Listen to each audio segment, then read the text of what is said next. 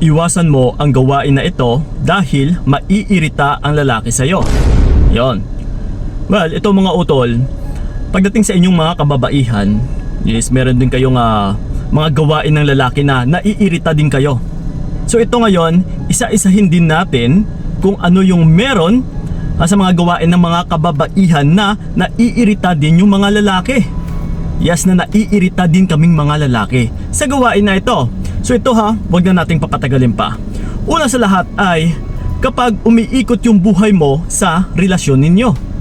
Yes. Na kapag pinapaikot mo talaga yung buhay mo sa relationship ninyo or sa partner mo na lalaki, ay talagang maiirita at saka maiirita siya sa'yo. Kasi yung tipong parang wala ka ng ibang gawain or iniisip kundi puro siya at siya. So darating po yung panahon na mas madali siyang mairita sa'yo, utol. So lagi po ninyong tandaan na may sarili din kayong mundo na kailangan yung ikutan. Hindi yung iikot at saka iikot na lang yung mundo mo sa relationship ninyo.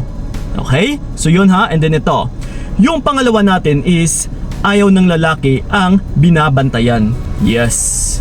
Ito honestly, bilang isang lalaki din, ayaw talaga namin na binabantayan kami palagi ng babae. Sa bawat kinikilos namin. Yung tipong parang halos oras-oras or kahit kung saan man naroroon yung partner na lalaki ay nandoon din yung babae. 'Di ba?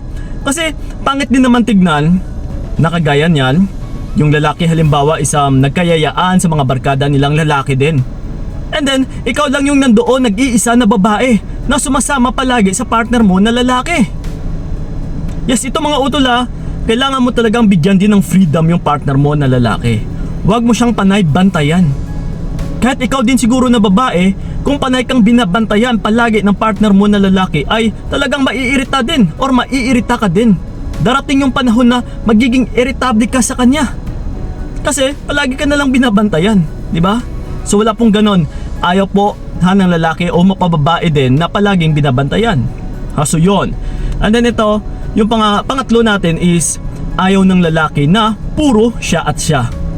Yes, like I said din kanina na once na iniikot mo lang yung buhay mo sa relationship ninyo or puro na lang sa partner mo din na puro siya at siya na lang yung iniisip mo, yung laman ng utak mo, or kung minsan is ganun na nga, lagi ka pang nakadepende sa kanya or nagre-rely sa kanya. So once na ganito utol, ay mapapaisip din yung partner mo na lalaki na ikaw din mismo ay parang wala kang buhay or wala kang sariling buhay. Hindi ka malang independent, palagi ka na lang nakasandal sa kanya. So pagdating sa lalaki ay magiging pasanin ka niya. So mas mabigat ito utol. Once na mabibigatan yung lalaki ay talagang bibitawan ka niya. And then dito na hantong na maiirita siya sa'yo. So again wag puro siya at siya. May sarili ka ring buhay na kailangan mong asikasuhin at saka intindihin. So yun. And then ito, yung pang-apat natin is hindi pinapayagan or binabawalan. Yes. Once na ganito ka rin utol sa partner mo na lalaki, ay talagang maiirita po yung isang lalaki na wala na siyang freedom. Like I said din kanina, kahit ako din naman, once na palagi ako pinagbabawalan or hindi ako pinapayagan, kahit nagpapaalam naman ako ay talagang nakakairita din to pagdating sa lalaki.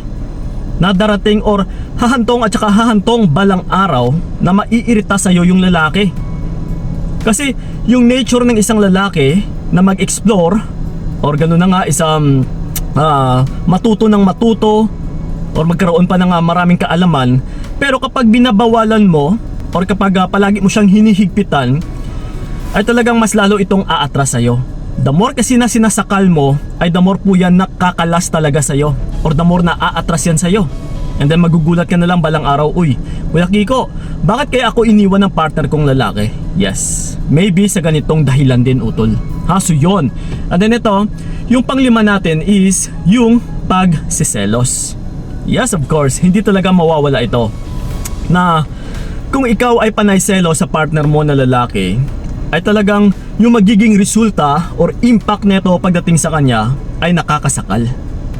So kung nakikita mo na may dahilan naman kung bakit ka nagsiselos, dahil siya din yung nanguna or gumawa ng dahilan para magselos ka, hindi rin po tamang gawain na ikaw ay magselos. dahil mas lalo lang masisira yung imahe mo pagdating sa lalaki. If I were you, utol, kapag may dahilan na kailangan mong pagsilosan sana, ay wag na wag talagang magpakita ng selos. Pagmasdan mo lang siya and then dumistansya ka. Yun ang tamang paraan.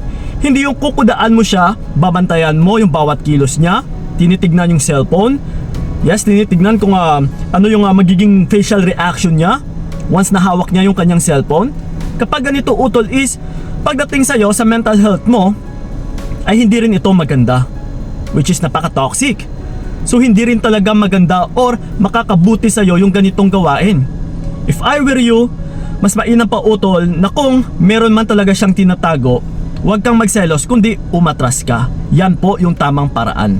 Okay? So yun lang po yung 5 importante na nilista natin. Pero yung pinaka-bottom line dito, utol, huwag na huwag mo talagang higpitan yung partner mo na lalaki. Hayaan mo siya, pakawalan mo siya. Kung magstay man siya sa'yo, edi okay. Kung hindi man siya magstay or kung magloko man siya, is desisyon niya na yun. May utak din yan. No need mo nang bantayan. No need mo nang utusan. Okay? So yun lang po mga utol, sanay nakatulong yung video na ito. So yun lang po. Maraming salamat. So ingat kayo. God bless and babush! Hindi na babalik pa.